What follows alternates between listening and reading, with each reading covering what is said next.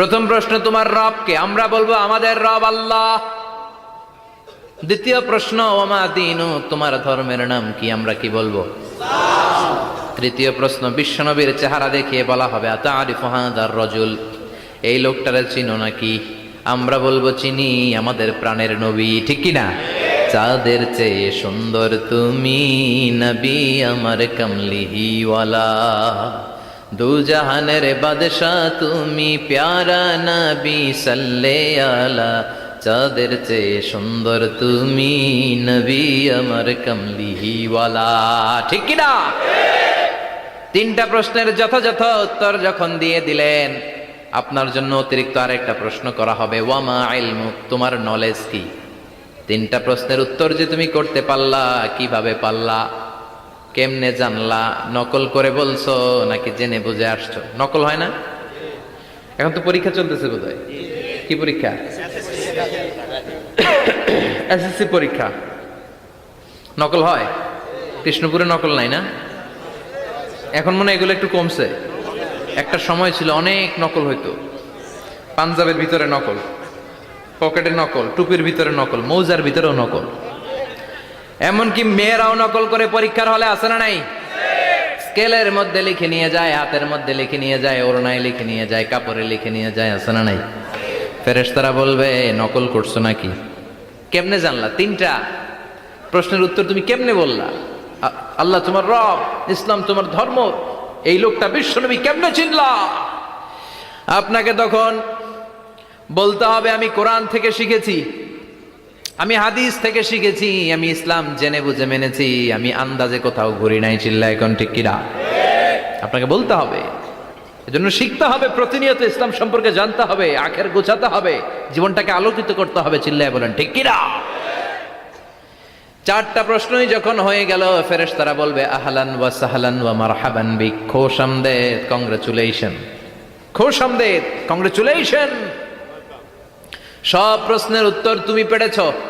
ফায়ুফসাহু লাহু কবরুহু ৭০ যিরান, আপনার কবরটারে ৭০ হাত লম্বা করে দেয়া হবে। ওয়া ইফতাহু লাহু বাবুন ইলাল জান্নাহ, আপনার কবর থেকে জান্নাতের দিকে দরজা খুলে দেয়া হবে। ওয়া ইউলবাসু মিন লিবাসি আহলিল জান্নাহ, জান্নাতের দুইটা রেশমি কাপড়ের পোশাক এনে আপনারে পরিয়ে দেয়া হবে। আর বলা হবে নাম কানাও মিলা আরুস, ঘুমাও, sleep, you should get some sleep now, তোমাকে লম্বা সময় পাড়ে দিতে হবে, ঘুমাও। কানাও মিলা আরুস, যেমনি বর বাসর রাতে আরামসে ঘুম দেয়, বাসর রাতে যেমনি বর কনেকে নিয়ে মধুর ঘুম দেয়, তুমিও ঘুমাও, কেউ তোমার ঘুম ভাঙবে না। মালাক ইসরাফিলের, কিয়ামতের জন্য ইসরাফিলের সিংহায় যে ফুৎকার আছে, ওই ফুৎকার ছাড়া কোনো কিছুই তোমার ঘুম ভাঙাতে পারবে না। আলহামদুলিল্লাহ পড়েন। আল্লাহ আমরাও যেন চারটা প্রশ্নের উত্তর দিয়ে লম্বা একটা ঘুম দিতে পারি, পড়ে না আমিন। ওয়াম্মাল কাফির ওয়া আহলুশ শিমাল, আর ইসলাম বিরোধী যারা, তাদের সামনে আসবে মালাকান আসওয়াদান আজরাকান, কৃষ্ণ বর্ণের দেহ, নীলাভ বর্ণের দুটো চোখ, গায়ের রং কালো, চোখের রং নীল, দেখতে কেমন লাগে? আলিফ লাইলার ভূতের মতো, কথা কন। গায়ের রং কালো, চোখের রং নীল।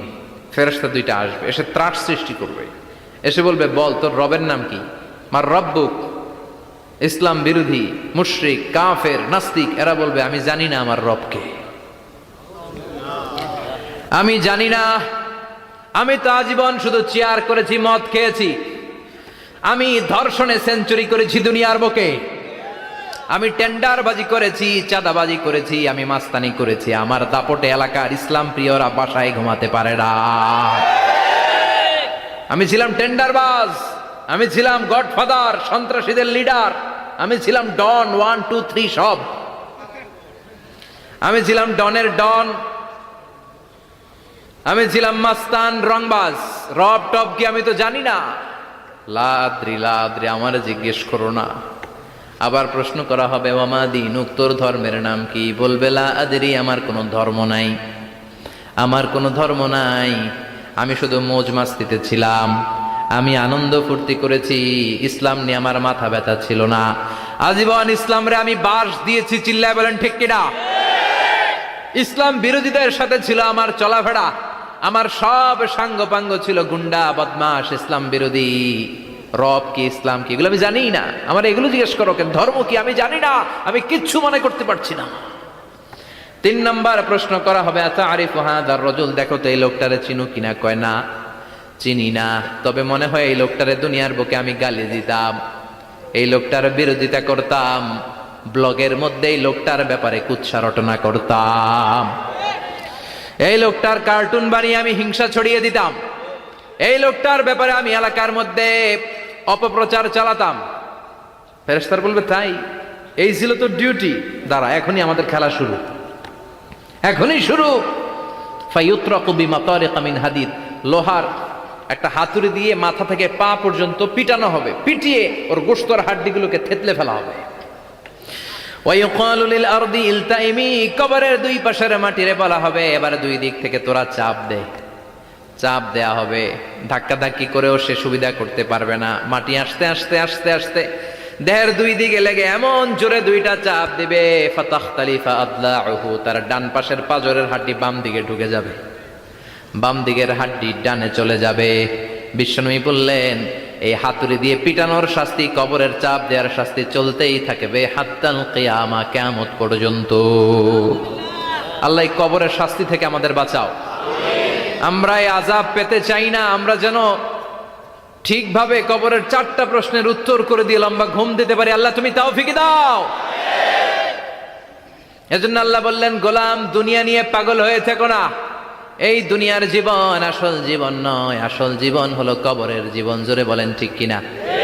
এই জন্য মাঝে মাঝে কবরে যাবেন, কবরস্থানে দাঁড়িয়ে চিন্তা করবেন এই জায়গায় আমারও আসতে হবে, দিন যাবে, রাত আসবে, বৃষ্টি হবে, শীত আসবে, কেউ আমার দেখতে আসবে না, একা থাকতে হবে, একা, বড় একা, অন্ধকার, বড়ই অন্ধকার। ওই কবরের জীবনের সামান গোছানোর দরকার আছে না নাই?